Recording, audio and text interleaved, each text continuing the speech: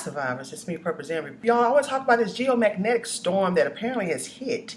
I spoke to you guys about this about I think it's 2 or 3 weeks ago when NASA predicted that it was going to hit. We didn't know it was going to be now.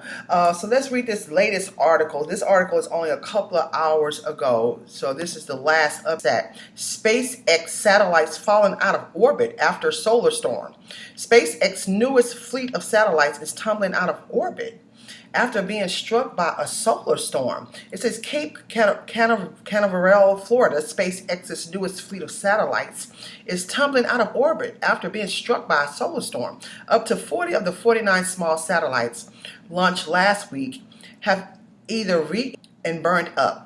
And on the expressing to me that your internet affected. It says that a geomagnetic storm last Friday made the atmosphere denser, which increased the drag on the Starlink satellites, effectively dooming them.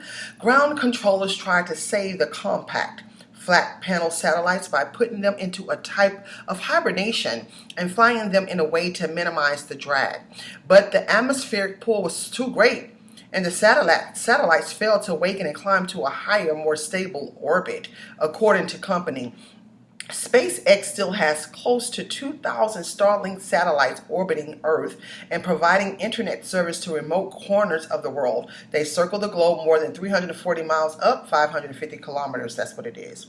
And it states that the satellites hit by the solar storm were in a temporary position. Space deliberately launches them into this unusually low orbit so that any duds can quickly re-enter the atmosphere and pose no threat to others. No danger from these newly to the company. Each satellite weighs less pounds.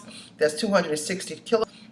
SpaceX described the lost satellites, which can send streams of plasma from the sun. 19, Elon Musk envisions a constellation of thousands more satellites to increase internet service. SpaceX is trying to help restore internet service to Tonga through this network following the devastating volcanic eruption and tsunami. London-based OneWeb has its own internet satellite, start launching its satellites later this year. Astronomers are distressed that these mega constellations will ruin nighttime observations from Earth. The International Astronomical Union is forming a new center for the protection of dark skies. The Associated Press Health and Science Department received support from the Howard Hughes Medical Institute's Department of Science Education. The AP is solely responsible content. Now, on the last one, to state, they're the one who, and I'm trying to pull up in regards to it. Well, it wasn't the last.